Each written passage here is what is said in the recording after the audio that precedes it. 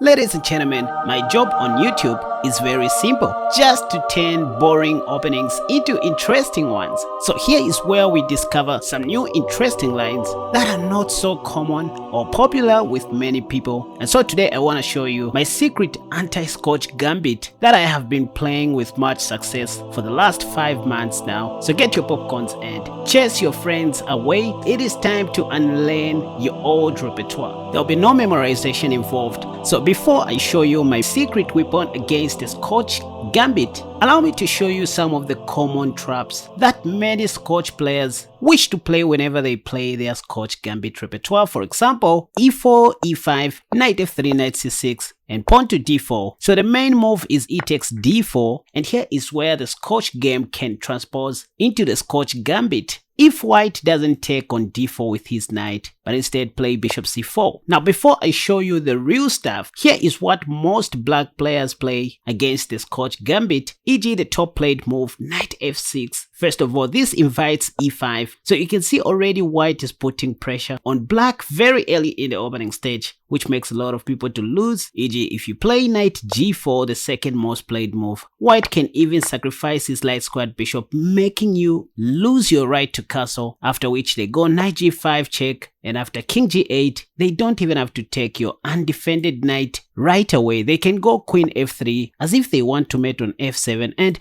look at this. Knight g takes e5 is the top played move, which hangs mate in 2. So this is one of the ways in which you can lose if you are not prepared against the Scotch Gambit. And let me show you what else black players do against the Scotch Gambit. Instead of going right away knight to f6, black players also go bishop c5. But white has this little trap where they go pawn to c3, so that if you take, they can sacrifice their bishop, again making you lose your right to castle and win your dark squared bishop on the next move. Another way they can play this is after bishop c5, instead of playing pawn to c3, they go knight g5 once again, as if they want to play the fried liver attack. I mean, I also covered this line in my Sarat variation video, where white can take on f7 once again, making you lose the right to castle, after which they give you check and win your dark squared bishop on the next move. So there is some theory that you need to know. For example, one of my old tournament games went as follows. After my opponent played bishop c4, I just blazed out bishop e7. I mean, I just wanted to develop my king's knight and castle short, then start playing chess. So my opponent played pawn to c3, and there's a line in the Scotch game where we don't take on c3 but just push our pawn forward, which turned out to be a mistake in this particular position because of queen b3. And you can already see that I was already struggling just in the opening stage. There was nothing I could do to save my f7 pawn. I tried knight a5. My opponent took the free pawn on f7 with check. I played king f8, and now queen a4 came. After I captured the bishop, my opponent took the knight, and now in this position I had to find the only equalizing move, pawn to d5. But this was a classical tournament, you guys, and I had zero knowledge about the Scotch game or the Scotch Gambit. All that I knew was chess, e4, e5, that's all. So I played pawn to d6, which gave my opponent a huge advantage, and he went on to beat me like hell. I learned this line the hard way, which is why I don't want this to happen to you guys. And so I want to show you one safe line that you can highly depend on to avoid all these useless traps in the Scotch game or the Scotch Gambit.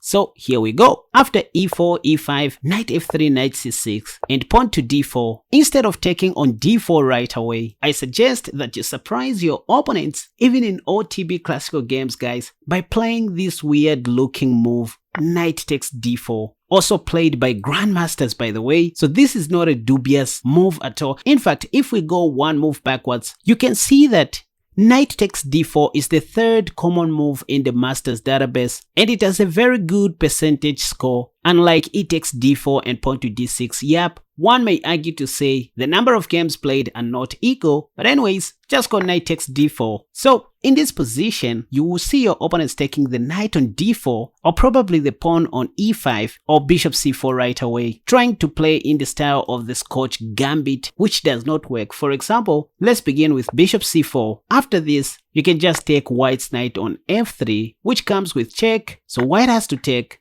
Be careful, they want to mate you on f7, so just go knight to f6 and you have no problems or whatsoever. So you can see this one move, knight takes d4, avoided the Scotch Gambit completely together with its useless traps. If they try queen b3 like what happened in my old tournament match, well, since your bishop is not on e7, you can play queen e7 defending this pawn. If they play knight c3, the top played move, you know they want to play knight d5 given a chance. So just avoid that completely with pawn to c6. If bishop g5, the top played move, your idea is very simple. Just to go pawn to b5, chasing the light squared bishop from this square, or even start with h6 first so that you can play pawn to b5 next. And hey, look at this. You have no weaknesses or whatsoever, and almost every move that you can play is okay in this position. But what I like doing when I have a positional advantage is to exchange queens, because as black, I have limited options, so I wouldn't mind to trade off queens. This is okay. If white castles long, well, I can just go bishop c5. There is nothing to memorize here. We are just playing chess. At the end of the day, I can castle short if I want, but even better is to go king e7, pawn to f5. I connect my rooks. I go to the bar, preach some sermons, and get chased away. Anyways, I just thought you guys were boring, so I didn't know what else to say. But this is all about the bishop c4 line, which is highly suspected. So again, this is to say this one move, knight takes d4, completely avoids the Scotch Gambit. So now let's look at the top played move, knight takes d4, played by over 1.2 million white players. Here you can just go ahead and take everything that white has.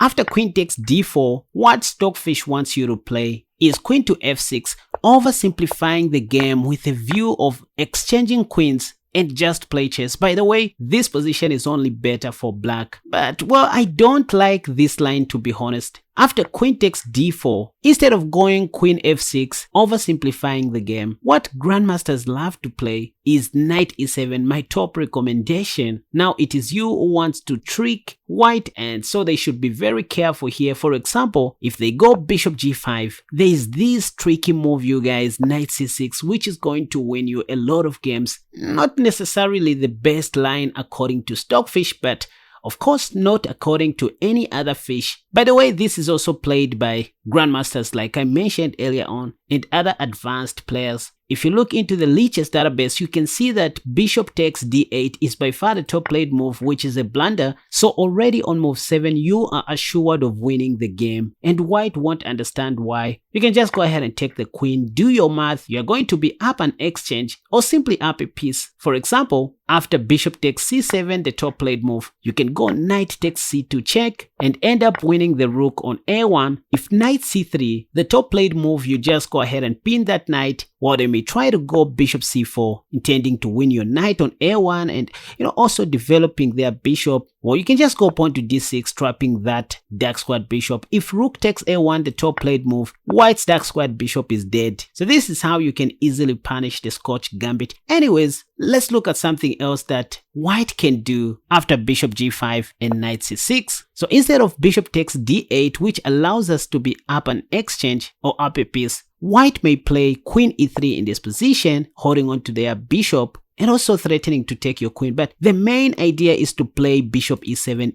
in this same position, you guys, and castle short.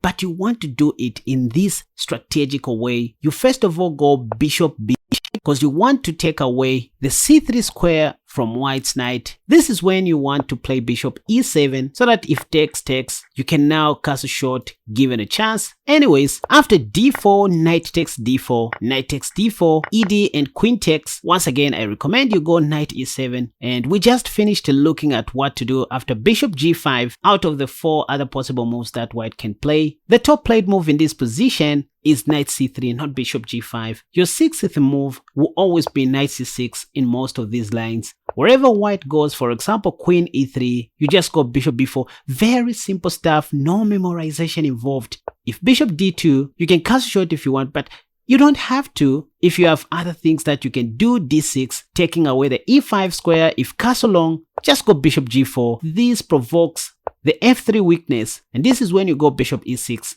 Let's say knight d5. you just simplify the game and castle short if you want. Your goal is very simple: to start expanding your pawns on the queen side. Don't worry about your king side. Don't push any pawn here. Take this knight if need be, remove your knight from danger, develop your queen and push pawn to b5. Just some simple stuff, you know. Anyways, let's see what else white can do apart from knight c3. So once again, after knight e7, instead of knight c3, white can also try bishop c4, but here you can just go knight c6 once again. If queen d5, you know, you can just go queen f6. Again, if bishop g5, you can go queen g6 if you want, or try to force a queen exchange. If they say no, this is when you go queen g6 and you're going to develop your bishop and castle short. Now that you know our main move on move 3, which is knight takes d4, you also need to know what to do if white takes on e5 instead of taking your knight on d4. For example, if knight takes e5, this is where this variation of the Scotch game becomes more powerful. You just play knight e6 and you have no weaknesses or whatsoever. If bishop c4, the top played move, I mean, you can even play bishop c5 if you want, but I see no reason to do that. You need to have an attacking mind. This forces white to defend, and so you go bishop b4, an attacking move, because your plan is just to mess up white's pawn structure on the queen side. After this, the only move that you need to be aware of is knight takes e4. I propose that since you are not down a pawn, just try your level best to avoid taking this e4 pawn, because in some lines, white may play rook e1 pinning your knight. For example, if knight takes e4, by the way, white can simplify the game as follows and play queen h5 check, and you have some problems to do with your rook on h8. So in most of these variations, there is no point of wanting to get an extra pawn. Just play solidly, especially in the tournament. Chase your enemy's pieces away. And now that there is no queen h5 this time, this is when you can take on e4 if you want, but you don't always have to. You should have castle short. If rook e1, you play knight f6. They may try knight g5, putting more pressure on your pinned knight, but you can just castle short. If knight takes e6, you take back with your bishop, simplify the game this way. Let's look at something else that white can do. We saw what happens if white plays knight c3, but well, the second most played move here is castle short. You can see that one of white's pieces is already in your territory, so you don't want to rush with other moves like bishop c5. Just go pawn to d6, let them go back so that now you can go bishop e7 and castle short. Now there is one little trap that I want you to know in this position. After you play pawn to d6, white may think knight takes f7 is the savior, because after king takes f7, they can go pawn to e5. This is the only critical position that you need to know as a beginner. So if need be, you can memorize this. For example, if you play the natural looking move d takes e5, you will lose immediately after queen takes d8. Don't play passively. The move to remember here is pawn to d5, counter-attacking the bishop, because this time if they take your knight on f6, you can simply take their light squared bishop, and it doesn't even matter if they take your queen, because you can take back, your knight wasn't pinned. And if they don't take your queen but rather go f takes g7, you can just simply take back and you have no weaknesses or whatsoever. For example, rook d1 doesn't work because you can just go queen e7 and develop your light squared bishop, and it is in these kinds of positions where you want to trade off your queens, you know, exchange queens and simplify the game. By the way, Stockfish favors black even in this position. And that's it for our repertoire, you guys. But before I end this video, if you guys don't believe in all this and still want to play the main lines, I have a simple recommendation for you against the Scotch Gambit and the Scotch game. So after e4, e5, knight f3, knight c6, and pawn to d4, well, the main line to consider is e takes d4. And against the Scotch Gambit, which is bishop c4, your plan is very simple: to put your dark squared bishop on a5 like this. That's all, and continue developing normally. Your king's knight will most likely sit on e7, and then you will castle short after playing pawn to h6. For example, beginning with bishop b4 check, they are going to play c3, you take, you know, simplifying the game, then bishop a5, that's all. If knight g5, you will play knight h6, and that's it. If pawn to e5 for some reason, maybe not wanting you to go knight to f6.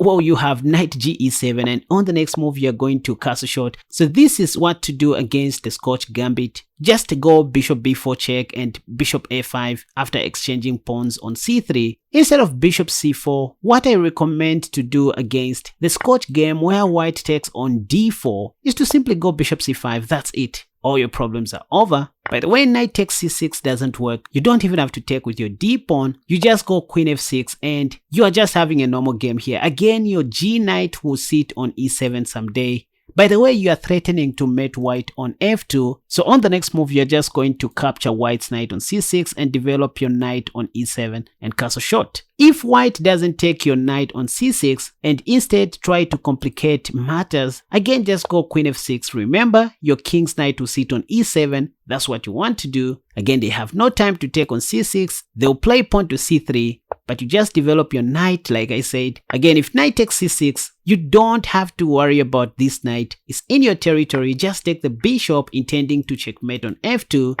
If fe, this is when you take the knight on c6. So instead of knight takes c6, again, if white plays bishop c4, just castle short. I mean, you just avoided tons of theories. In this line, they'll just castle short. Now that there is no queen takes f2 checkmate supported by your dark squared bishop, this is when you realize that your dark squared bishop is not supported by any piece. So this is when you want to play bishop b6 and you are safe. The line is done.